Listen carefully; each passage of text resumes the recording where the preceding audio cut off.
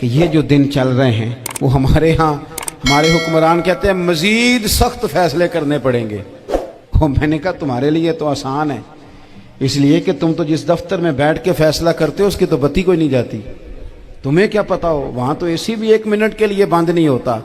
یہ تو اس سے پوچھو باپ سے کہ جو عید سے پہلے اپنی بیوی سے مشورہ کر رہا ہے کہ عید آ گئی ہے، اگر بیٹی کے گھر کپڑے نہ بھیجے تو اس کی ساس باتیں کرے گی۔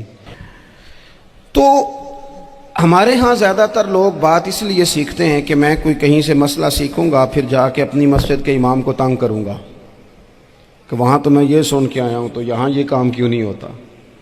میں کوئی بات سیکھوں گا تو پھر میں اس سے بحث کا دروازہ کھولوں گا۔ علم کا مطلب ہی اپنے آپ کو سنوارنا ہے، معلومات حاصل کرنے کا مطلب یہ کہ آپ کے عمل میں پختگی آئے، آپ کے کردار میں پختگی آئے، آپ نے جو سیکھا ہے آپ اس کے مطابق اپنے آپ کو ڈھالیں۔ مسلم شریف میں موجود ہے، نبی پاک صلی اللہ علیہ وسلم نے دعا مانگی ہے، اے اللہ میں اس علم سے تیری پناہ مانگتا ہوں جو علم تو ہو پر نفع والا نہ ہو۔ جس بندے کے علم نے اسے نفع نہیں دیا، وہ کچھ سیکھ نہیں سکا اس سے، تو اس کا علم کسی کو کیا نفع دے گا۔ جب خود سے اس نے، اور صوفیہ کرام تو فرماتے ہیں کہ جو لوگ بڑی معلومات حاصل کر لیں، بڑی باتیں سیکھ لیں، پنچایت میں کسی کو بولنے نہ دیں، گھر میں کسی کو بولنے نہ دیں، بہت سارے لوگ تو علماء کو بھی مشورہ دیتے ہیں، بڑی باتیں کرے لیکن عمل کے لحاظ سے بندہ زیرو ہو تو اہل دل فرماتے ہیں اس کی صحبت سے بچو۔ اسے بڑا پتہ ہے، بڑی باتیں آتی ہیں، بڑی باتیں آتی ہیں، بڑی باتیں کرتا ہے، لیکن گفتگو کی حد تک تو بہت بڑا ہے، عمل کے معاملے میں صفر ہے۔ بہت سارے لوگ مسجد کے حجرے میں میٹنگ ہو رہی ہوتی ہے اور وہ لمبی لمبی دلیلیں اور مشورے دے رہے ہوتے ہیں، نماز کا ٹائم آ جائے تو اٹھ کے چلے جاتے ہیں، کہتے ہیں میں اپنے محلے دی مسیتیں پڑھنی ہیں۔ کئیوں کو کام یاد آ جاتا ہے۔ فرمایا کہ شخص کے پاس معلومات بڑی ہوں لیکن عمل کے معاملے میں بندہ زیرو ہو تو اسے بچنا کیوں؟ اس لیے کہ اگر پڑھا لکھا آدمی بے عمل ہونا تو وہ اپنی بے عملی پر بھی دلیلیں پیش کرتا ہے۔ وہ کہتا ہے میں یہ کام نہیں کرتا تو یہ میرے پاس دلیل ہے، وہ تو بے عملی کو بھی مزین کر دے گا معاذ اللہ۔ تو دینی تعلیم ایک تو حاصل اس لیے کریں کہ ہم نے اپنے آپ کو سنوارنا ہے، اور دوسرا علم کا شوق طبیعت میں ہو۔ دیکھیں نا، اللہ کے حبیب صلی اللہ علیہ وسلم نے فرمایا ہے کہ جو علم کے رستے پہ چل پڑا وہ جنت کے رستے پہ چل پڑا ہے۔ جمعوں میں، محفلوں میں کانوں کے ذائقے کے لیے نہ آئیں، اس لیے آئیں کہ میرے علم میں، میرے عمل میں یہ کوئی اضافے کی بات بنے گی، میں کوئی نصیحت حاصل کروں گا تو میرے دل کا زنگ اترے گا۔ ہمارے ہاں یہاں لوگ مزے کے لیے آتے ہیں اور آج کل لوگ فوٹو کے لیے آتے ہیں۔ ان دو کاموں سے نکل کر خالص اصلاح کی نیت سے علم کا شوق، ہمارے ہاں تیزی سے ایک حرکت کی گئی، علماء کا وقار خراب کیا گیا اور لوگوں کو دینی علوم سے دور کیا گیا، اور اس میں بعض بیچارے واعظین اور خطباء نے بھی کردار ادا کیا جب جعلی پیر کی تعریفیں کھول کے کیں، اور اسے پتہ نہیں کہاں تک۔ یہ اسٹیج ہوتے ہیں نا، ان میں کوئی بندہ اچھا لگے بھی تو اس کے لیے دعا کرنی چاہیے، تعریفیں نہیں کرنی چاہیے۔ تعریفیں اس کا کوئی فائدہ نہیں ہے، اس بندے کو تو دعا کا فائدہ ہے، اگر آپ کو اچھا لگ رہا ہے تو اسے دعا دیں، اس سے زیادہ کچھ نہیں کریں۔ اور ہمارے ہاں جناب وہ نقیب محفل بیچارے کی شامت آ جاتی ہے اگر تعریفیں تھوڑی کرے تو کہتے ہیں انہوں تو نام ہی نہیں لینا ہوں۔ وہ بھائی اس کے نام لینے سے آپ کا قد اونچا ہوتا ہے۔ تو علم اور عالم، ان دونوں چیزوں سے قوم کو دور کیا گیا۔ دینی تعلیمات کا فقدان ہے۔ جو میٹرک تک لوگ 60-70 کتابیں پڑھ جاتے ہیں انہیں بھی قرآن پاک ٹھیک سے نہیں پڑھنا آتا، دور کیا گیا۔ آپ مجھے بتائیے، چلیں ایک مسجد ہی آپ دیکھ لیں، اس مسجد کے اندر اگر ایک طرف ایک عالم دین مشکات شریف کھول کے بیٹھے ہوں، حدیث پاک کا درس ہو رہا ہے، یا بحر شریعت کھول کے بیٹھے ہیں، فقہی مسائل بیان کیے، اور اسی مسجد میں ایک بابا جی جبہ پہن کے تگڑا سا بڑی سی پگڑی باندھ کے اور 500 دانے والی تسبیح لے کے بیٹھے ہیں، اب ایک بندہ اندر آتا ہے تو وہ کدھر جائے گا، عالم کی طرف کہ بابا جی کی طرف؟ وہ کیوں جا رہا ہے بھلا بابا جی کی طرف؟ وہ اس لیے کہ ہم نے اسے یہ بتایا ہی نہیں کہ کہ جس طرح سبحان اللہ سبحان اللہ سبحان اللہ پڑھنا عبادت ہے نا، اسی طرح دارابا پڑھنا بھی عبادت ہے۔ اسے ہم نے بتایا نہیں کہ جب تک علم کے رستے میں رہنا بھی عبادت ہے، جب تک اسے یہ سمجھ نہیں نہ آئے گی کہ جس طرح وظائف کی کتاب پڑھنا عبادت ہے، اسی طرح مشکات شریف پڑھنا بھی عبادت ہے، حدیث بخاری کا درس لینا بھی عبادت ہے، مسلم شریف کی احادیث پر اپنے اساتذہ سے بیٹھ کر دروس پانا بھی عبادت۔ جب تک یہ پورا مزاج دیکھیں نا، نبی پاک صلی اللہ علیہ وسلم نے فرمایا رات کی ایک گھڑی بھر دین سیکھ لینا ساری رات نفل پڑھنے سے بہتر ہے۔ اب ہمیں سمجھنا چاہیے کہ کتاب پڑھ کے بھی بندہ رب رسول تک پہنچ سکتا ہے، کتاب و سنت رستہ آسان کرتے ہیں، لیکن ہمارے ہاں کیا مزاج دیا گیا ہے، بابا جی کے پاس چلو، ضرور جائیں بابا جی اگر نیک ہیں تو منع کوئی نہیں کر رہا، لیکن جو سوچ ہمیں حضور نے دی ہے ہم نے اسی سوچ کے مطابق اپنے معاملات کو ترتیب دینا ہے نا۔ اب ایک بات میں نے آپ سے پوچھی اور آپ نے کہا قوم ساری بابا جی کی طرف جائے گی۔ حدیث پاک کس طرح ہے؟ اللہ کے محبوب مسجد شریف میں تشریف لائے، دونوں جانب لوگوں کے حلقے بنے ہوئے ہیں، لوگ بیٹھے ہوئے ہیں، ایک حلقے میں لوگ اللہ کی یاد کر رہے ہیں، ذکر ہو رہا ہے، ایک حلقے میں بیٹھ کے ایک عالم کتاب و سنت کا درس دے رہے ہیں، ایک صحابی اور باقی سن رہے ہیں۔ خاص توجہ کریں نوجوان میری بات پر، رسول کریم صلی اللہ علیہ وسلم دونوں کے بیچ کھڑے ہو گئے اور کریم نے فرمایا دونوں محفلیں خیر کی ہیں، دونوں ہی حلقے خیر کے ہیں۔ اور پھر حضور فرمانے لگے مجھے چونکہ رب نے استاد بنا کے بھیجا ہے، میں چونکہ معلم بن کے آیا ہوں، یتلو علیکم آیاتنا ویزکیکم، میں چونکہ کتاب و سنت کی تعلیم کے لیے آیا ہوں۔ یہ لفظ کہتے کہتے حضور اس جماعت میں بیٹھ گئے جو دین پڑھ اور پڑھا رہی تھی۔ حضور وہاں بیٹھے جہاں بات دین کی ہو رہی، جہاں لوگوں کو اللہ رسول کی بات بتائی جا رہی۔ تو جمعے میں وقت پہ آئیں، اپنی دینی معلومات مضبوط کریں اور اپنے لیے مضبوط کریں۔ میں آپ کو بڑے درد سے یہ بات عرض کرتا ہوں، اگر دن میں 100 لوگ مسئلہ پوچھتے ہیں نا شریعت کا، تو ان میں 95 لوگ وہ ہوتے ہیں جو طلاق کا مسئلہ پوچھتے ہیں۔ والد صاحب نے، بیٹی کے والد صاحب نے 2 مہینے پہلے آرڈر دیا ہوتا ہے فرنیچر کا، بیٹے کی شادی ہو تو مہینہ پہلے شیروانی والے کو بھی کہنا پڑتا ہے، گاڑیاں بک کرانی پڑتی ہیں، میرج ہال بک، یہ سارے لوازمات ہم کرتے ہیں، سارا کچھ کیا۔ گاڑی سے گھر بسنا ہے، میرج ہال سے بسنا ہے، فرنیچر سے بسنا ہے، ہم نے سارا کچھ ان کو بتایا، لیکن کاش 2 گھنٹے بچی کسی معلمہ کے پاس جاتی، بچہ کسی استاد کے پاس جاتا، نکاح طلاق کے مسئلے بھی سیکھتے۔ میں دعوے سے کہتا ہوں اگر ہمیں پتہ چل جائے کہ 3 طلاقیں اکٹھی نہیں دینی چاہیے، کیونکہ دے دیں تو ہو جاتی ہیں، اگر ہمیں سمجھ آ جائے کہ نہیں دینی چاہیے، یہ مسئلہ بیان ہو، اور یہ والے مسئلے ہم محفلوں میں بھی نہیں بیان کر سکتے، اس لیے کہ لوگ کہیں گے مسئلہ تو وہ بیان کریں جس پہ نعرے لگیں گے، آپ قوم کو یہ کیا بتا رہے ہیں، یہ تو چھوٹا عالم بتاتا ہے معاذ اللہ اس طرح کی باتیں، تو بڑی بڑی کو نقطے کی بات بتائیں۔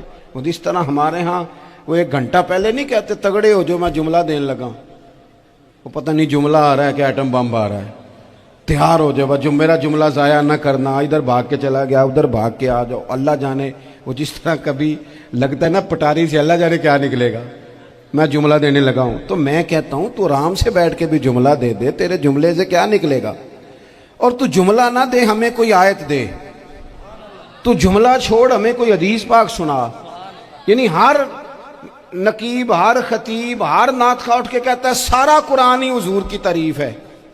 اور بھئی اگر سارا قرآن حضور کی تعریف ہے تو چند آیتیں پڑھ دے پھر تو بھی، تو نے پڑھی تو ایک بھی نہیں اور تو کہتا جا رہا ہے سارا قرآن ہی حضور کی تعریف ہے۔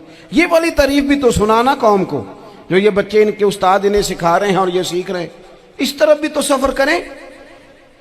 تو میرے عزیز اگر لوگوں کو مسائل کا پتہ چلے تو سینکڑوں گھر بچ جائیں تباہ ہونے سے، بڑے بڑے گھر بچ جائیں، لیکن مسائل نہیں آتے۔ میرے پاس مسئلہ پوچھنے کے لیے کچھ لوگ آ گئے تو 4-5 سال کا بچہ بھی تھا جس کے والد نے غصے میں اپنی بیوی کو 3 طلاقیں دی تھی، تو چھوٹا سا بچہ، کپڑے بھی پھٹے پرانے، اور حالت بتا رہی تھی کہ غریبی ہے.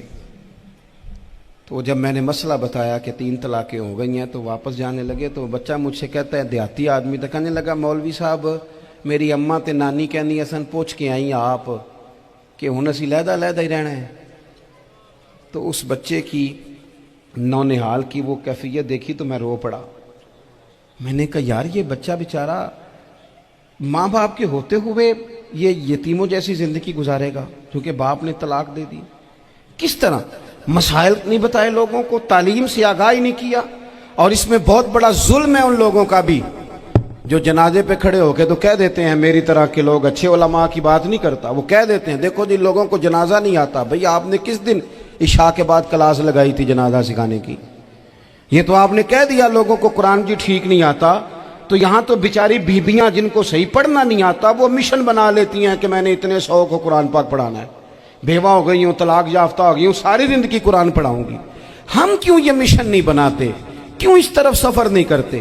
ایک تو دینی معلومات میں, دینی علوم میں اپنے آپ کو لگائیں اور ذوق پیدا کریں کہ جو چیزیں مجھے نہیں آتی میں نے وہ سیکھنی ہے, جو معاملات مجھے نہیں آتے میں نے ان کی طرف سفر کرنا ہے. ایک تو اپنا یہ مزاج بنائیں. اور جب آپ دینی علوم سیکھتے ہیں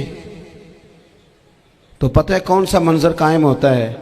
منظر وہ بنتا ہے کہ حضرت ابو ہریرہ بھی دین سیکھا کرتے تھے, حضرت عبداللہ ابن عمر بھی اصحاب صفہ میں رہا کرتے تھے, حضرت انس بن مالک بھی رہا کرتے تھے.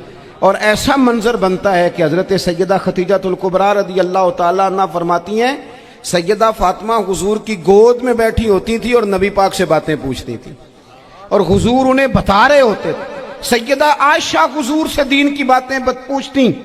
چوتھا حصہ ہماری فقہ کے اصول حضرت فاطمہ کی, حضرت عائشہ صدیقہ کی مرویات پر مبنی ہیں.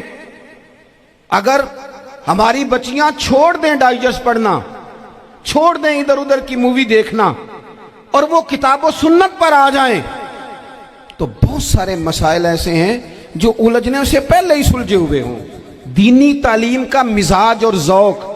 اور دوسری آیہ کریمہ میں نے تلاوت کی, اللہ کریم نے قرآن مجید میں فرمایا یا ایھا الذین آمنوا قوا انفسکم واہلیکم نارا, اے ایمان والو خود بھی دوزخ کی آگ سے بچو اور اپنے گھر والوں کو بھی بچاؤ.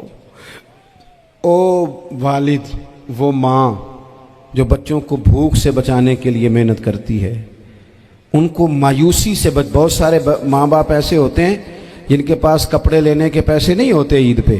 کیوں عزیز بھائی؟ جس طرح ہم اپنے بچوں کو دیکھیں, بہت سارے ماں باپ کے پاس گنجائش نہیں ہوتی لیکن اس نیت سے کہ بچوں کے دل ٹوٹ جائیں گے, عید پہ کیسے گزارا کریں گے, مشکل سے بھی کپڑے خرید کے دیتے. اس طرح ہم اپنے بچوں کو بھوک سے, پیاس سے, مایوسی سے بچاتے ہیں. اس طرح ہمارے رب نے ہمارے ذمے لگایا کہ تم اپنے بچوں کو کوشش کرو دوزخ کی آگ سے بچانے کی.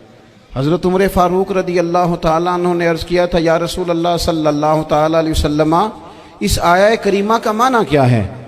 تو محبوب کریم علیہ السلام نے فرمایا عمر, جن چیزوں کا اللہ تمہیں حکم دیتا ہے تم اپنے گھر والوں کو ان چیزوں کا حکم دو, جن چیزوں سے رب رسول تمہیں منع کرتے ہیں اپنے گھر والوں کو ان سے روکو, اپنے گھر کے اندر نفاذ دین کرنے کی کوشش کرو. میرے بھائی بہت زیادہ آزمائش ہے ہمارے گھروں میں, بے چینیاں ہیں, اضطراب ہے, بچوں میں سختی ہے, بہن بھائی ایک دوسرے کے ساتھ لڑتے ہیں, مزاجوں میں تلخی آ گئی. کیوں بھلا؟ اس لیے کہ ماں باپ کو جو بہترین کردار اور جو حسین طریقہ گھر میں اپنانا چاہیے تھا, بچے تقریر باہر سے سنتے ہیں لیکن وہ فالو اپنے ماں باپ کو کرتے ہیں. اگر ماں باپ میں حوصلہ ہو, صبر ہو, اطمینان ہو, خودداری ہو, تھوڑے پر گزارا کرنے کا مزاج ہو. دیکھیں نا آج ڈپریشن ہے, ٹینشن ہے, پینکس اٹیکس ہیں, بڑی ساری چیزیں آ گئی ہیں. کیوں بھلا؟ صبر نہیں, تحمل نہیں, بردباری نہیں. آزمائے. ایک دن ایک بچہ میرے پاس آ گیا مدرسے کا اور آ کے وہ رونے لگا. میرے گھر والے کہنے لگے کھانا چھوڑ دیں, پہلے اس کی بات سن لے. میں نے کہا پتر کیا ہوا, کسی نے مارا ہے کسی استاد نے؟ کہنے لگے نہیں حضرت, گھر فون کیا تھا تو میری اماں اور ابا کی لڑائی ہو رہی ہے. بچہ کانپ رہا ہے, ٹانگیں کانپ رہی ہیں. میں نے کہا کیا ہو کیا گیا تمہیں پتر, لڑائی ہو رہی ہے تو گھروں میں ہو ہی جاتی ہے. کہنے لگے نہیں آپ کو پتہ نہیں وہ بڑا سخت لڑتے ہیں۔ میرے والد جب میری والدہ کو مارنے کے لیے آگے بڑھتے ہیں تو ہم سارے چارپائیوں کے نیچے چھپ جاتے ہیں، ہمیں خوف آتا ہے، وہ منظر خطرناک ہوتا ہے۔ یہ کون تکلیف دے رہا ہے اپنے بچوں کو؟ یہاں بیٹھے ہمارے ہاں میلوں دور رہتے تھے اس کے گھر والے، تو وہ تکلیف میں تھا، تو گھر میں کیا کیفیت ہوگی؟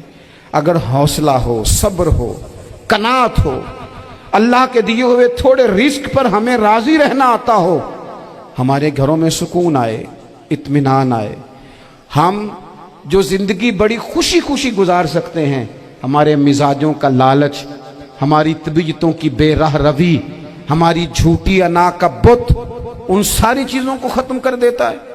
اپنی زندگی کے اندر اگر ہم وہ کردار اپنے بچوں کو دیں جس کردار میں موبائل بھی ہو، جس میں گاڑی بھی ہو، جس میں پیسے بھی لا کے ابا دراز میں رکھتا ہو، لیکن والد کا گھر میں مصلی بھی موجود ہو، اس کی کوئی تسبیح بھی ہو، وہ یہ بھی کہتا ہو کہ خدا نے اپنے فضل سے آج 5,000 دیا ہے تو اس میں 1,000 غریبوں کا بھی ہے، اس میں تھوڑا سا میں نے اللہ کی رضا کے لیے بھی رکھا ہے۔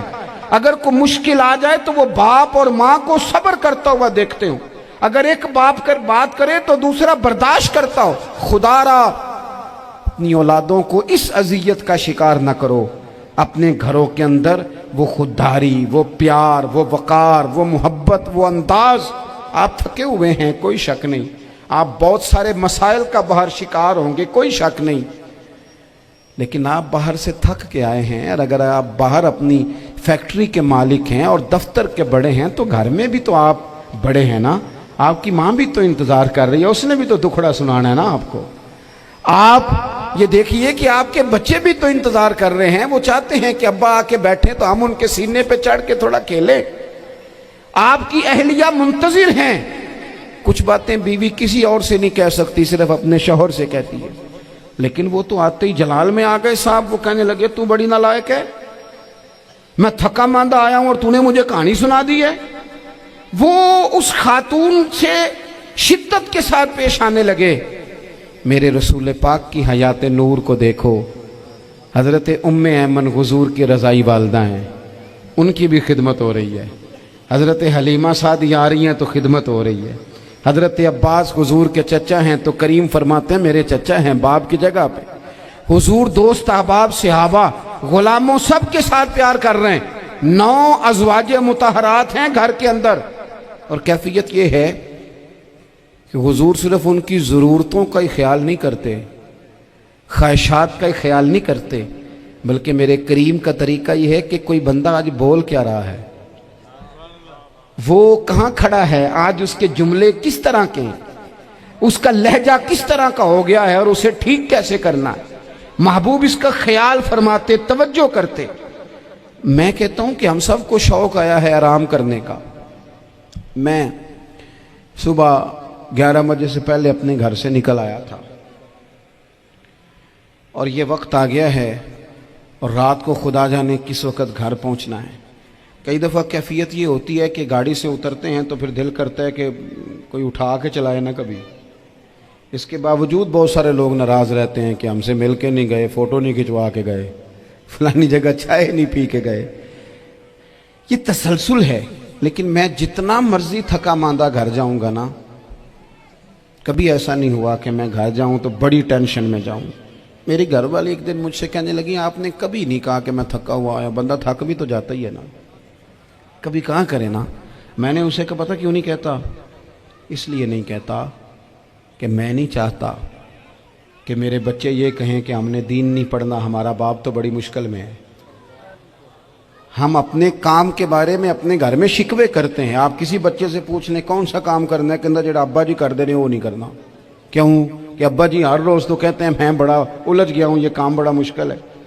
میں چاہتا ہوں کہ میں اپنے بچوں کو یہ بتاؤں کہ پتر میں تو جدھر جاتا ہوں پھول ہی پھول ہیں، میں تو جدھر سے گزرتا ہوں محبت ہی محبت ہے، میں تو جدھر سے دیکھتا ہوں دعائیں ہی ملتی ہیں، تاکہ ان کا شوق پیدا ہو۔ میرے عزیز، آپ تھوڑا سا دل بڑا کریں۔ اگر آپ ایک کی وجہ سے پورا گھر سکون میں آ جاتا ہے تو آپ دل بڑا کیوں نہیں کرتے؟ जगह ढूंढते हैं बस मुझे कोई तंग ना करे, कोई मेरी बाप माँ बदौलत को कोई परेशान ना करे। बुखारी शरीफ सुनिए, हज़रत आयशा सिद्दीक़ा रदी अल्लाह ताला अन्हा बैठी हैं। हुजूर फरमाने लगे, आयशा आज एक बात ना बताऊं तुम्हें? या रसूलल्लाह बताइए। हुजूर फरमाने लगे, जब तुम मुझसे नाराज़ होती हो तब भी मुझे पता चल जाता है, और जब राज़ी होती हो फिर भी पता चल जाता है। तो हज़रत सैयद आयशा सिद्दीक़ा बात सुन के बड़ी खुश हुई। या रसूलल्लाह वो कैसे? हुजूर फरमाने लगे, कभी कभी तुम कसम उठाती हो। या रसूलल्लाह हाँ। फरमाया, जब होती हो ना राज़ी, खुश, तो फिर कहती हो मुझे रब्बे मोहम्मद की कसम सल्लल्लाहु अलैहि वसल्लम। फिर तुम मेरे नाम के साथ रब करीम का नाम मिला के कसम उठाती हो, रब्बे मोहम्मद की कसम। या रसूलल्लाह बिल्कुल ऐसे ही है। और फरमाया, जब तुम्हारे दिल में कोई बात होती है ना, तो फिर तुम कहती हो मुझे रब्बे इब्राहीम अलैहिस्सलाम की कसम, फिर तुम रब्बे मोहम्मद नहीं कहती। ये बुखारी मुस्लिम में मौजूद है। हज़रत आयशा सिद्दीक़ा ने तो बात सुनी तो खिल गई तबीयत, कहने लगी, करीम सदके जाऊं, यहाँ तक ख्याल फरमाते हो? किसके जुमले कहाँ पहुंच गए, यहाँ तक ख्याल है? फरमाया, मुझे पता चल जाता है कि तुम्हारी कैफियत क्या है, कहाँ खड़ी हो। और भाई हम तो अपनी माँ का भी ख्याल नहीं रखते। हमारा बाप कहाँ बेचारा खड़ा है, वो तो इंतज़ार में था कि कोई 10 मिनट मेरे पास बैठेगा, तवज्जो ही नहीं, जज्बात का ख्याल ही नहीं। हज़रत आयशा सिद्दीक़ा बात सुन के अर्ज़ करने लगी, या रसूल अल्लाह, मुझे रब्बे मोहम्मद की कसम हो, मैं सिर्फ नाम छोड़ती हूँ, मेरे दिल में हर वक़्त मदीने वाले महबूब ही रहते हैं, नाम ही छोड़ती हूँ सिर्फ। ओ मेरे दोस्त, थोड़ा सा जा। और दूसरा अर्ज़ करूँगा, दौलत अगर बहुत आली चीज़ होती ना, बहुत कीमती, तो सबसे ज़्यादा सैयदा आयशा के घर में होती। अगर पैसों से ही शौक खाता तो पैसे सबसे ज़्यादा हज़रत फातिमा ज़हरा के काशाना नूर में होते। ओ मेरे भाइयों, सोना वक्त मोहब्बतों से गुजारा जा सकता है। ओ भाई, मैंने तो अपने घर में ये देखा कि मेरे वालिद साहब गर्मी आती तो फरमाते, ओ लो भाई, तुहानू परवाह नहीं, मैं तुहाडे पड़ोले च दाने पा दिते ने ते तुहाडी माँ ने मर्तबान च अचार पा दिता है, लो अब तुम्हें कहीं जाने की ज़रूरत नहीं पड़ेगी। इस पे भी वक्त बड़ा अच्छा गुजरता था, इस पे भी टाइम बड़ा अच्छा। 6 खाने खा के बच्चे नखरे कर रहे हैं। मैंने अपने वालिद साहब से एक दिन कहा, मैं क्या अब्बा जी तुहानू पसंद की है? फरमान लगे, पुत्र जे तो लगी होवे भुख फिर ते हर शाही, और अगर भूख ना हो तो फिर नखरे ही नखरे हैं, फिर क्या पसंद होना है? तबीयत नहीं। अपने घरों में, अपने दोस्तों में इत्मीनान पैदा करें, इस तरह से बाहर आएँ। और एक बात और अर्ज़ करनी है, याद रखना, तकरीर बाहर चलती है, घर में नहीं चलती। घर में अमल चलता है। घर जाके आप लेक्चर देना, नमाज पढ़ा करो, नमाज पढ़ा करो, नमाज पढ़ा करो, नमाज पढ़ा करो, तो कोई नहीं पढ़ते घर वाले।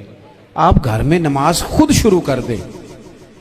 नबी पाक सल्लल्लाहु अलैहि वसल्लम ने फरमाया, घरों को कब्रिस्तान ना बनाओ, कुछ नफली नमाजें घर में भी पढ़ा करो। अल्लाह के प्यारे रसूल सल्लल्लाहु अलैहि वसल्लम का घर मस्जिद नबी के बिल्कुल साथ है, दरवाज़ा हुजूर के घर का मस्जिद में खुलता था। लेकिन नबी करीम सल्लल्लाहु अलैहि वसल्लम क्या करते थे? हज़रत आयशा सिद्दीक़ा फरमाती हैं, तहज्जुद की नमाज घर में पढ़ा करते थे। घर में हुजूर तहज्जुद की नमाज पढ़ते, अगरचे घर में दुश्वारी थी।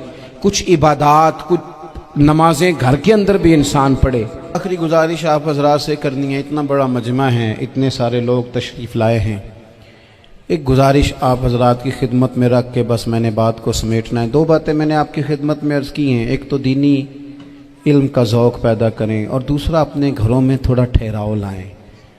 थोड़ा सा अपने, ये बच्चों के दस्तार फजीलत का इज्तिमा था, इसलिए मैंने ये बात अर्ज़ की, अपने घरों में थोड़ा हौसला कनात लाएं। हज़रत आयशा सिद्दीक़ा रदी अल्लाह ताला अन्हा फरमाती हैं, ऐसा नहीं था कि हमारे घर के अंदर माल नहीं आता था, अल्लाह के फजल से बड़ा कुछ आता था, लेकिन फरमाती हम इसार कर दिया करते थे। हुजूर का मिजाज इसार कर देने का है। याद रखना, शम्मा से अगर कई शम्मे जल जाएं तो इसकी रोशनी में कभी कमी नहीं आती। हज़ारों दिए भी जल जाएं तो ये दिए मांद नहीं पड़ते।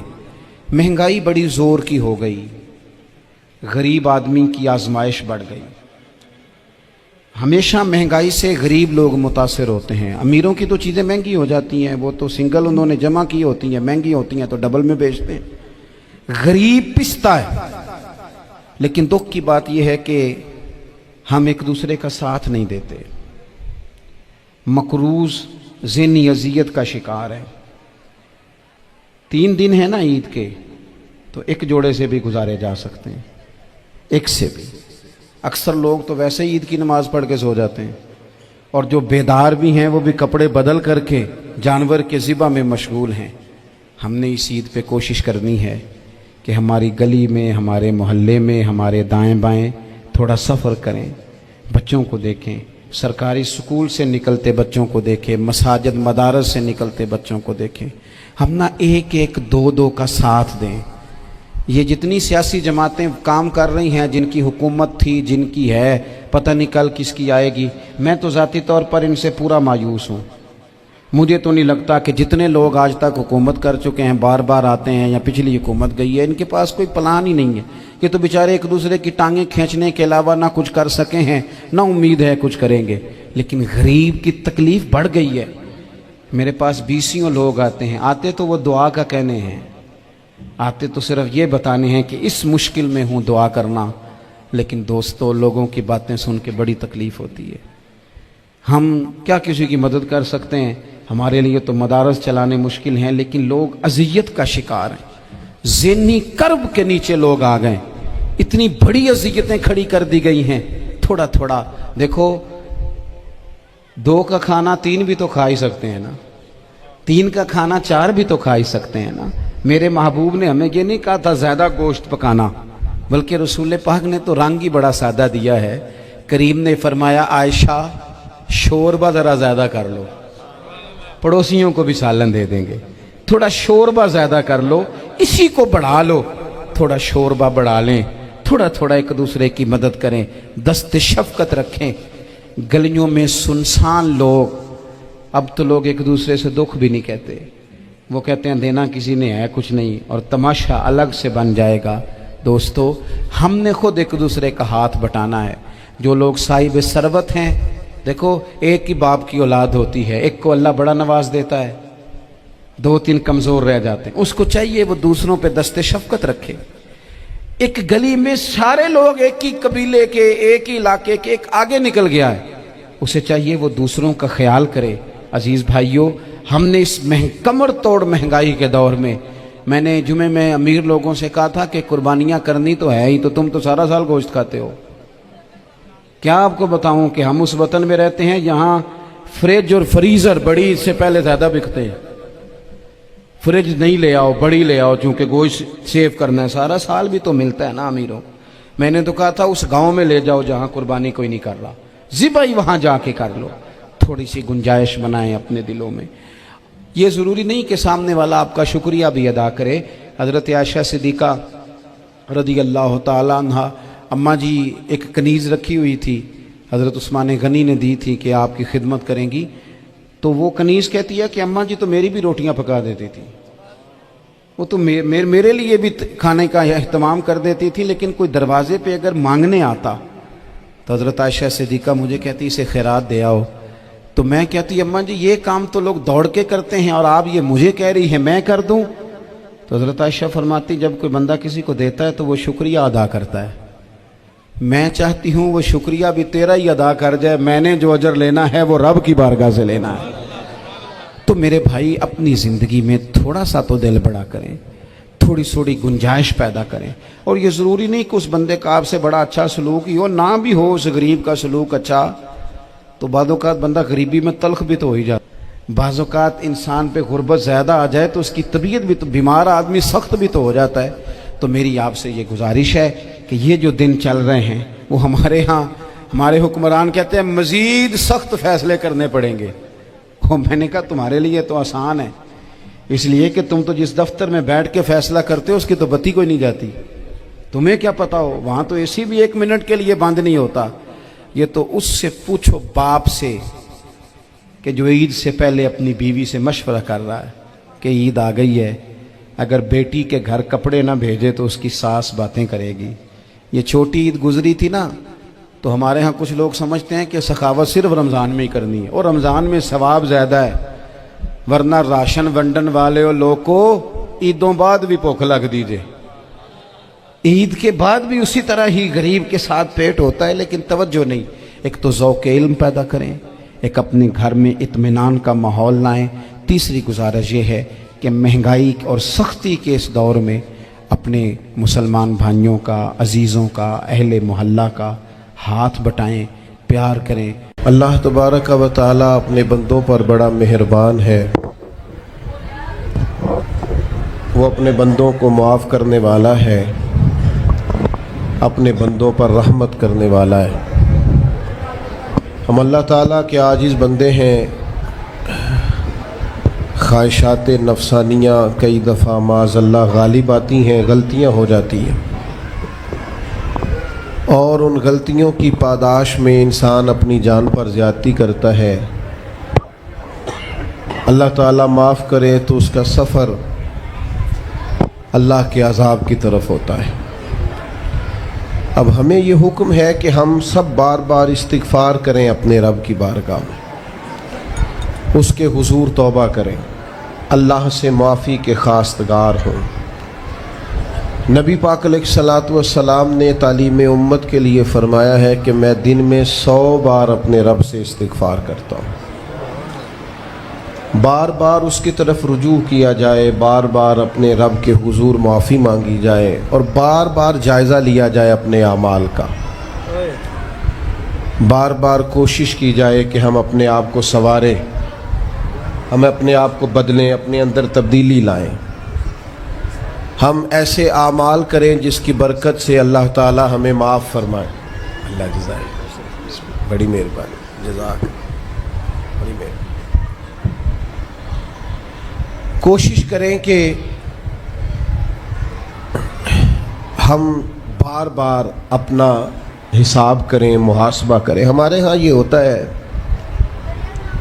کہ لوگ اپنی جسمانی صحت کا تو بڑا خیال رکھتے ہیں کہ میری طبیعت ٹھیک نہیں، ٹیسٹ کرا لوں، یہ چیز کھاؤں، یہ نہ کھاؤں، میں غور کروں کہ کس چیز سے میری طبیعت خراب ہوتی ہے، کس سے بہتر ہوتی ہے، اس کا بڑا لحاظ اور خیال کیا جاتا ہے۔ لیکن روحانی زندگی کس سے برباد ہوتی ہے، کون سے گناہ ہیں جو باطن کو اجاڑ دیتے ہیں، دل کو تباہ کر دیتے ہیں، اخلاق کا جنازہ نکال دیتے ہیں، اس پر ہم غور نہیں کرتے۔ اپنی ساری زندگی اپنا ظاہر سنوارنے میں گزار دیتے ہیں، اور دل جس پر رب کریم کی نظر کرم رہتی ہے اس پر ہم توجہ نہیں کرتے۔ سب سے پہلے تو اپنا محاسبہ کریں زندگی میں۔ حضرت عمر رضی اللہ تعالیٰ عنہ ایک جملے میں بات بہت بڑی ارشاد فرما گئے۔ آپ فرماتے ہیں کہ اپنا حساب کرو اس سے پہلے کہ تمہارا حساب کیا جائے، پھر حساب کیا جائے گا تمہارا پھر مشکل ہوگی، تو ابھی سے اپنا حساب کیا جائے۔ اب ان لوگوں کا معاملہ ہے جو دنیا سے رخصت ہو گئے۔ انسان خیر اور بدی اس کا مجموعہ ہوتا ہے، انسانوں میں نیکیاں بھی ہوتی ہیں، کمزوریاں بھی ہوتی ہیں۔ اب ہم میں سے جو دنیا سے رخصت ہو گئے ہیں ان کے تعلق سے ہمارے کوئی ذمہ داریاں ہمارے ذمے بچتی ہیں۔ ایک تو ہم سب کا معاملہ ہے، وہ میں نے پہلے عرض کر دیا کہ ہمیں اپنا حساب کرنا ہے، اپنے معاملات کو دیکھنا ہے، استغفار کرنا۔ پھر یہ کہ جو لوگ رخصت ہو گئے ان کے لیے کیا کریں؟ تو چونکہ انسان میں کمیاں بھی ہوتی ہیں، خوبیاں بھی ہوتی ہیں، تو سب سے پہلے تو اللہ کے حبیب علیہ السلام نے ہمیں فرمایا ہے کہ اذکروا محاسن موتاکم، جب تم میں سے کوئی رخصت ہو جائے تو اس کی اچھی اچھی باتوں کا ذکر کرو۔ ایسا نہیں کہ انسان میں ساری خوبیاں ہی ہوں گی، لیکن تم خوبیاں تلاش کر کے ان کا بیان کرو، تم زمین پر اللہ کے گواہ ہو۔ ایک تو جب بھی کسی جانے والے کا ذکر کریں خیر کے ساتھ کریں، بھلائی کے ساتھ کریں، اچھے لفظوں کے ساتھ کریں۔ کہیں کوئی کمی یاد آئے بھی تو اب اسے چھوڑ دیں، وہ بندہ رخصت ہو گیا، اس کا ذکر خیر کے ساتھ کرنا، اس کو ذہن میں ضرور بٹھائیں۔ دوسری بات یہ کہ جب کوئی دنیا سے جائے تو اس کی طرف سے ایصال ثواب کریں، یعنی ایسے اعمال کرے جن کی وجہ سے اسے ثواب پہنچے۔ اب ہمارے ہاں جو رسم و رواج بعض بن گئے ہیں، بڑی بڑی دیگیں، بڑے لاؤ لشکر، نامی گرامی بندہ ہے تو نامی گرامی آؤ جاؤ تو کھانے تو بڑا جلسہ تو پتہ لگ جائے لوگوں کو۔ تو پہلے تو یہ یاد رکھو، جس کام میں تھوڑی سی بھی ریاکاری ہو اس پر اللہ کی بارگاہ سے اجر کی امید کیسے رکھتے ہو؟ جب تک عمل خالص لوجہ اللہ نہیں ہوتا، جب اس پر ثواب مل نہیں رہا تو جائے گا کیسے؟ جتنا آپ عمل چھپا کے کریں گے، جتنا آپ عمل اللہ کی رضا کے لیے کریں گے، اتنا ثواب زیادہ ہوگا، جانے والے کو فائدہ زیادہ ہوگا۔ وہ میں ختموں پہ جاتا ہوں کئی دفعہ تو وہ کہتے ہیں اتنے لاکھ روپیہ مسجد کو دیا، اس کا بھی اعلان کر دیں، اتنے قرآن پاک پڑھے ہیں تو اس کا بھی اعلان کر دے۔ کس کو بتا رہے ہو اعلان کر کے؟ اللہ کو تو پتہ ہے تم نے کیا پڑھا ہے، یہ پرچیاں پڑھ پڑھ کے کس بات کی سنا رہے ہو؟ کیا مطلب ہے اس کا؟ حضرت عبداللہ ابن مسعود رضی اللہ تعالیٰ عنہ فرماتے ہیں بعض ریاکار مر کے بھی ریاکاری نہیں چھوڑتے۔ حضور مر کے ریاکاری نہیں چھوڑتے، مرنے کے بعد کیسی ہوگی؟ فرماتے ہیں ان کی خواہش ہوتی ہے جنازے بڑے ہونے چاہیے، لوگوں کو پتہ لگ جائے فلانا گیا، مرنے کے بعد بھی تو دکھاوا کر رہا۔ حضرت ابو ذر غفاری رضی اللہ تعالیٰ عنہ کا جنازہ چند لوگوں نے پڑھا ہے، 4-5 لوگوں نے، اور حضور کے محبوب ترین صحابی ہیں۔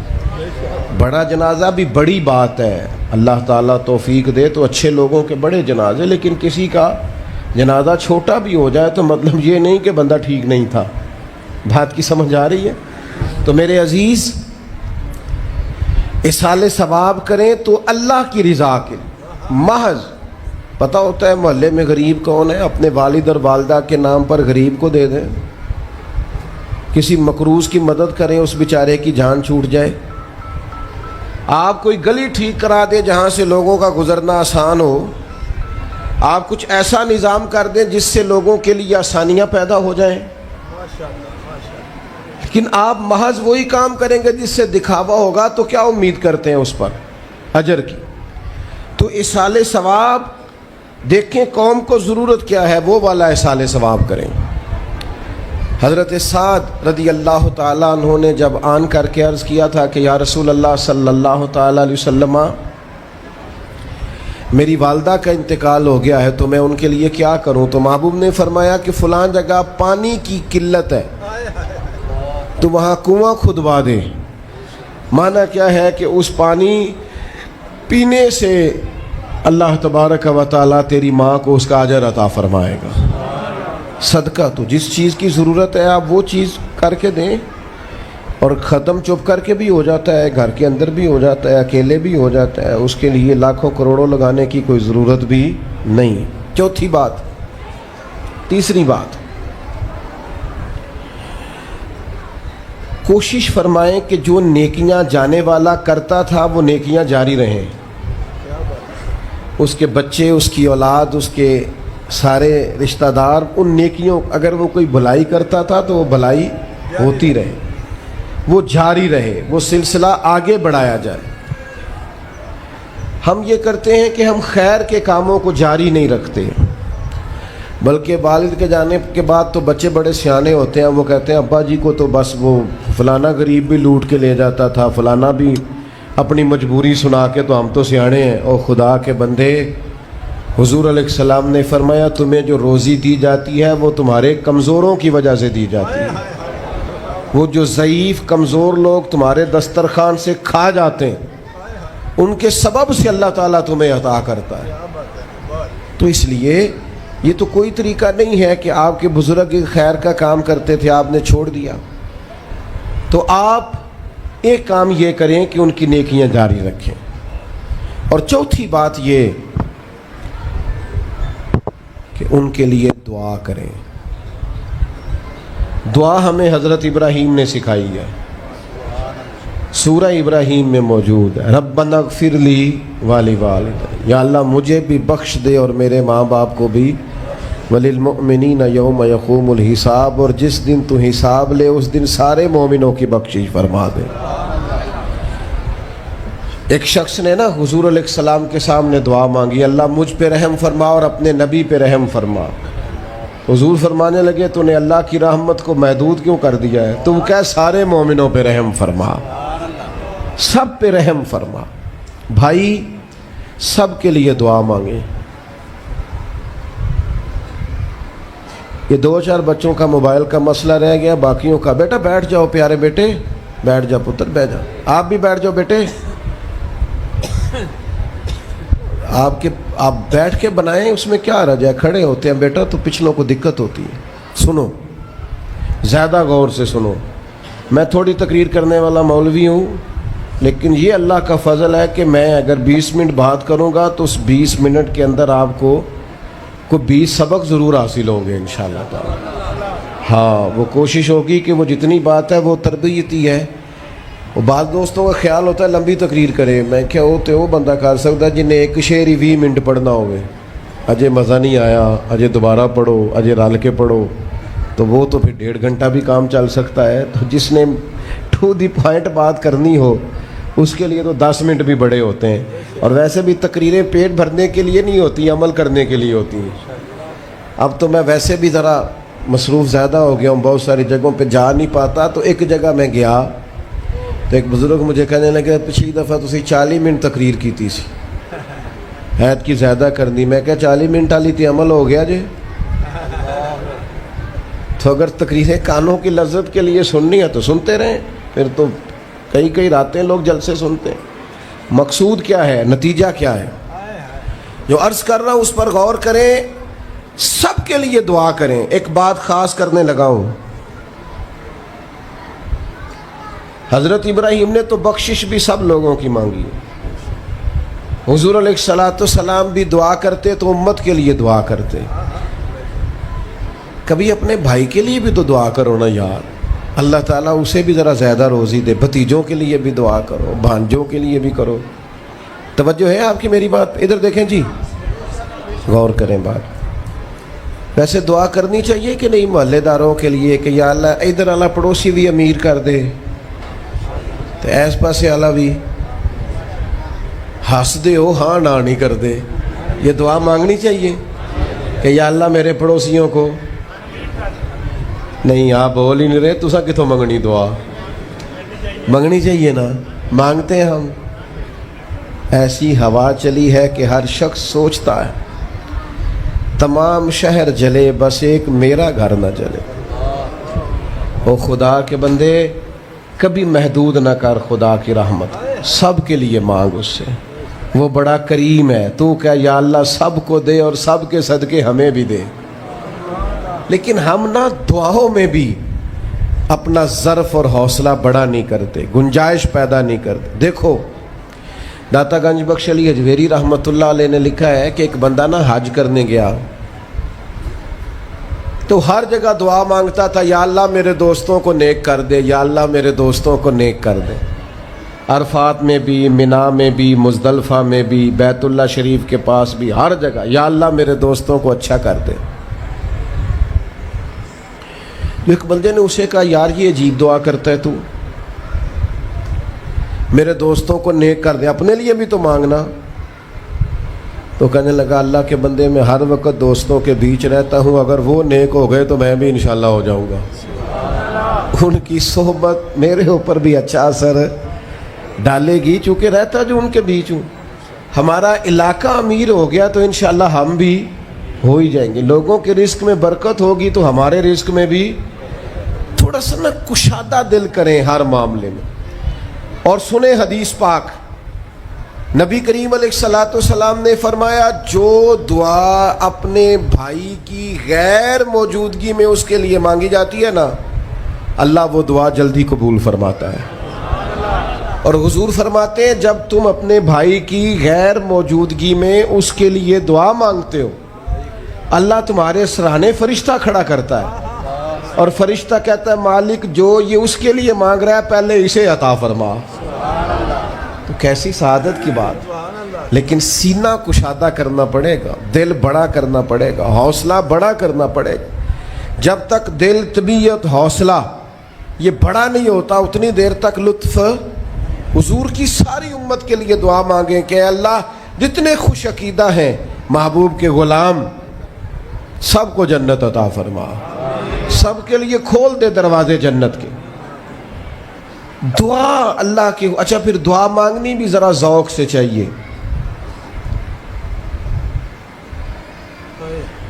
کسی بندے نال ذاتی کام ہوئے، ذاتی کوئی لوڑ پہ جائے وہ کیویں کرائی دا پلا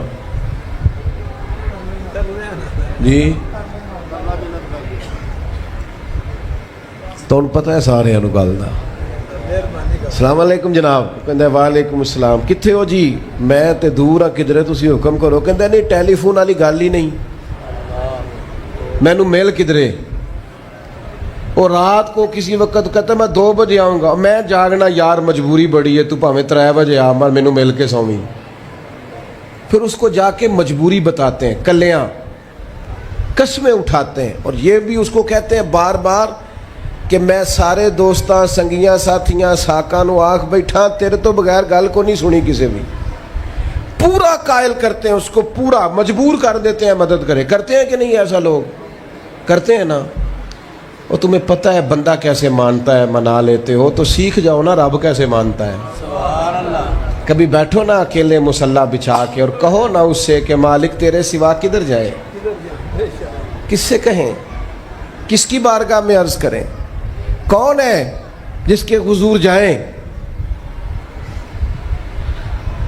ایک بزرگ تھے تو ان کی بڑے درد سے دعا مانگتے تھے، تو کسی نے کہا کہ آپ نے دعا مانگنے کا طریقہ کس سے سیکھا؟ کہنے لگے اپنی بیوی سے۔ بیوی سے کیسے سیکھا؟ تو وہ کہنے لگے میری بیوی کو کوئی کام تھا گھر کا، کوئی خرچہ اس نے مجھے بتایا، تو میں نے اسے کہا ابھی میرے پاس پیسے کوئی نہیں، آتے ہیں کہیں سے تو دیتا ہوں، کرا دیں گے۔ عورتوں کی عادت ہوتی ہے 2-4 دن کے بعد پھر یاد کرایا کہ وہ کام گھر کا ہونے والا ہے، پیدا کیا ہے، بتا تیری بارگاہ میں عرض نہ کروں تو پھر میں کس سے کروں؟ بندے تو بات سنتے ہیں تو پھر وہ پردے کھول دیتے ہیں، دیتے کچھ نہیں اور لوگوں کو سناتے ہیں فلانا آیا جی پیسے پہ منگدا ہے۔ ایک سنگی سی ایک دفعہ تے انہیں پائی دا تگڑا ہے چنگا، دور کسی سنگی کو لونے کو مدد لئی تھوڑی، میں نے کہا یار تیرا بھائی ٹھیک ٹھاک ہے؟ وہ کہتا ہے دیندا تے ہے پر بدنامی بڑی کرتا ہے، سب نو دس چھڑتا ہے۔ عزت رب کی بارگاہ میں بندہ عرض کرتا ہے تو بندے کا پردہ بھی رہ جاتا ہے اور وہ عطا بھی کر دیتا ہے۔ میرے دوستو دعائیں شوق سے مانگو، دعائیں درد سے مانگو۔ وہ اکبر الہٰبادی نے کہا تھا مصیبت میں بھی اب یاد خدا ہم کو نہیں آتی، دعا منہ سے نہ نکلی جیبوں سے عرضیاں ہی نکلیں، دفتروں میں درخواستیں جمع کرانے کے لیے بڑا وقت ہے، اس کی بارگاہ میں کیوں نہیں بیٹھتے؟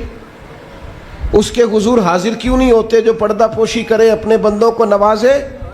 اور 10 منٹ نکال کے اس کی بارگاہ میں آ تو صحیح۔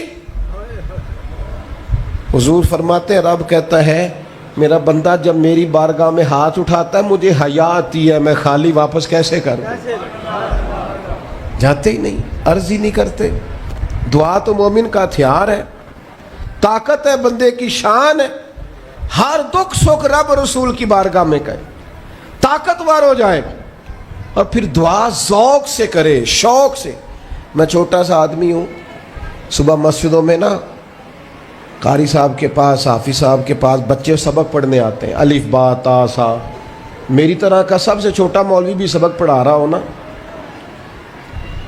تو بچہ سبق پڑھاتے ادھر ادھر دیکھے تو قاری صاحب تھپڑ مارتے، کہتے ادھر تک کوئی سبق میرے سے پڑھ رہا، دیکھ ادھر رہا ہے۔ اور بات بھی ٹھیک ہے کہ وہ بچہ کیسے پڑھے گا جس کا دھیان ہی نہیں، لفظوں کی پہچان ہی نہیں ہوگی۔ ڈانٹتے ہیں استاد ادھر توجہ کر۔ عجیب لوگوں نے رب سے دعا مانگ رہے ہیں، دھیان کسی اور طرف ہے، دل کسی اور طرف ہے، ذوق کسی اور طرف، توجہ ہی کوئی نہیں۔ مانگ اللہ سے رہیں، بارگاہ کتنی بڑی ہے، اور رٹی رٹائی دعائیں چل رہی ہیں، دعاؤں میں باتیں ہو رہی ہیں۔ ان تے بندے دعا دے ٹائم بھی موبائل نہیں بند کر دے، وہ بھی ویڈیو چاہیے انہوں نے، اللہ سے مانگ رہے ہیں۔ اس وقت بھی توجہ، حضرت موسیٰ علیہ السلام نے عرض کی رب کی بارگاہ میں کہ میری قوم عرض کرتی ہے مالک تو ہماری دعائیں قبول نہیں فرماتا، تو اللہ کریم نے فرمایا کلیم ان کے لفظ میرے ساتھ ہوتے ہیں، دل نہیں میرے ساتھ ہوتے۔ جملے رٹے رٹائے بولنا اور دل پتہ نہیں کہاں گردش کر رہا ہے۔ بات جو دل سے نکلتی ہے اثر رکھتی، پر نہیں طاقت پرواز مگر رکھتی۔ اب جو ہم جانے والوں کے لیے دعائیں کریں گے اس میں تو ہمیں چاہیے آپ پیر صاحب سے دعا ضرور کرائیں، علامہ صاحب سے ضرور دعا کرائیں، لیکن جس ذوق سے پتر نے دعا مانگنی ہے نا والد کے لیے، وہ دوسرا کوئی نہیں مانگ سکتا۔ جو بیٹی نے دعا مانگنی ہے نا درد سے، وہ دوسرا کوئی۔ آپ خود دعا مانگیں، خود ختم شریف پڑھیں، خود تلاوت کریں۔ اسی بڑے منفرد لوگ ہاں، ہمارا یہ طریقہ ہے کہ ہم نے رویہ اس طرح کا بنایا ہوا ہے کہ قرآن شریف بھی کوئی اور ہی پڑھے گا ہمارے ابا جی کے لیے۔ او بھائی آپ بھی تو کوئی 2 پارے پڑھے نا اپنے والد کے لیے۔ وہ میں اینے قرآن پاک پڑھائے نے، تو آپ کنے پڑھے نے بھائی؟ ایک بھی نہیں، وہ سارے مدرسے کے بچے۔ اور پھر آپ نے ناراض نہیں ہونا میری بات سے، قرآن پاک کے بارے میں نبی پاک علیہ السلام نے فرمایا جب تک دل جمے پڑھو، اور جب دل نہ جمے طبیعت تھکے تو چھوڑ دو۔ تو جڑا اسی بالا نو بلانے ہیں مدرسے تو کہنے ہیں پورا قرآن پڑھ کے ہی اٹھنا جی، وہ کی مطلب ہے؟ ان کا دل کرے تو آدھا سپارہ پڑھیں، دل کرے تو 1 رکوع پڑھیں۔ آپ نے تو پابند کر دیا ہے۔ کس بنیاد پر پابند کیا آپ نے؟ آپ خود پڑھیں۔ اور پھر علماء نے لکھا ہے بچہ نیت کر لے والد کے لیے پڑھ رہا ہوں، کہنے کی بھی ضرورت نہیں، اللہ ثواب عطا کر دے گا۔ خود 1 سپارہ نہیں۔ اور بیٹا بیٹی بھائی سنیں میری بات، اللہ آپ کو سلامت رکھے، میری بات سنیں۔ اب ہم نے کرنا کیا ہے؟ اب کرنا یہ ہے کہ ہم نے خوب دعا کرنی ہے۔ آج بھی جن کے ختم کے لیے ہم آئے ہیں نا، ہمارا دل پورا لگ جائے، اس طرح بندہ رب کو مناتا ہے نا۔ یہ ضروری نہیں کہ یہاں سے سپیکر سے یہ دعا ہوگی وہی دعا ہے، آپ اپنے دل میں 2 جملے کہہ دیں اس کے لیے کہ یا اللہ تو مہربان ہے۔ دیکھو لمبا نہیں یاد رکھتے لوگ، جو قبروں میں پڑے پڑے رہ گئے، آہستہ آہستہ بندے بھولنے لگتے ہیں۔ جب کسی کا انتقال ہوتا ہے لوگ روز قبرستان جاتے ہیں، پھر تھوڑے دنوں کے بعد یہ روٹین کیے، فرمایا قبر والا ماں، میرا باپ، میری اولاد میرے میرے میرے میرے لیے دعا کریں، میرے اپنے میرے لیے دعا کریں، وہ تو انتظار کر رہا۔ دوستو اپنے جانے والوں کا بہترین تحفہ ان کے لیے دعا کرو۔ میری والدہ میرے والد چلے گئے، کوئی مجھ سے پوچھے نا ان کے لیے کیسے دعا کرتے، تو میں کہتا ہوں میری سانسیں بھی دعا کرتی، میری دھڑکنیں بھی دعا کرتی۔ ایک دن نہیں، ایک دن میں کئی دفعہ جب بھی خیال آتا ہے ان کے، قرآن مجید نے خود توجہ دلائی، وَقُلْ رَبِّ ارْحَمْهُمَا كَمَا رَبَّيَانِي صَغِيرًا۔ اللہ کہتا ہے کہو اے اللہ ان دونوں پہ رحم فرما، جب میں چھوٹا تھا تو میری انہوں نے پرورش کی تھی۔ رب نے دعا سکھائی۔ بھائیو صرف مسلمان کا آج موبائل بھی آباد ہے، فوٹو بھی آباد ہے، اور دسترخوان بھی آباد ہے، اور ہوٹل بھی آباد ہے۔ جس چیز کو آباد نہیں کرتے وہ مسلح ہے۔ مسلح کمزور ہے، مسلح طاقتور ہونا چاہیے۔ وہ بندہ طاقتور ہے جسے اللہ سے جڑنا آتا ہے، دعائیں مانگنی آتی، التجائیں کرنی آتی، خوب دعائیں مانگیں، خوب اس کی بارگاہ میں حاضری دیں۔ آخری بات آپ سب کے لیے میری یہ ہے کہ ہم سب نے دنیا کو چھوڑ کے جانا ہے۔ ہم دنیا میں اچھے عمل کرنے آئے ہیں۔ جڑا بچہ اتوں پردیس گیا ہے نا، ابا جی نے پلاٹ ویچیا ہے تے اماں نے زیور ویچیا ہے، تو وہ باہر کام نہ کرے، تو جڑے اتوں کو بندہ جائے وہ کہندے یار تو کڈا بیوقوف ہے، تیری ماں پیو نے جڑے کام کر لیا تو وہ کردا ہی نہیں، ویلا پھرنا ہے۔ اور پھر میں نے سیانے لوگ دیکھے ہیں سعودی عرب میں 40 سال گزارتے ہیں پر وہاں گھر نہیں بناتے. دبئی میں یورپ میں 40 سال گزارے, گھر نہیں کوئی, بلکہ جو کمبل خریدا تھا نا جاتے وقت واپسی تک وہی کمبل ہے. کیوں؟ کہ وہ سمجھتے ہیں گھر تو پاکستان میں. پردیس کے لیے محنت, یہاں گھر بنانے کا مقصد کوئی نہیں. او میرے دوستو, نبی پاک نے ہمیں فرمایا دنیا میں اس طرح رہنا جس طرح مسافر رہتے ہیں.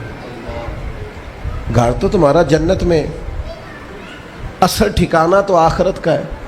لیکن ہم ساری تباہی اتار رہے ہیں, یہاں فارغ پھر رہے ہیں. آپ نے ناراض نہیں ہونا, ڈھیر سارے بندے بے نمازی ہیں اور بلا وجہ بے نمازی ہیں, کوئی وجہ نہیں. جو بندہ کہتا ہے نماز کے لیے ٹائم نہیں ملتا, جھوٹ بولتا ہے, کیونکہ رب کہتا ہے لا یکلف اللہ نفسا الا وسعہا, جو بوجھ کوئی اٹھا نہ سکے میں ڈالتا ہی نہیں. تو ہم نماز پڑھ سکتے تھے تو اللہ نے فرض کی ہے. ٹھنڈے AC لگ گئے, اب فجر میں آنکھ ہی نہیں کھلتی. او خدا کے بندو, اس وقت سے ڈرو جب AC بھی ہو, کمرہ بھی ہو, پر نیند ہی نہ آئے. آج نیند ضرور کرو پر غافلوں والی نہ کرو. فجر کی نماز بر وقت.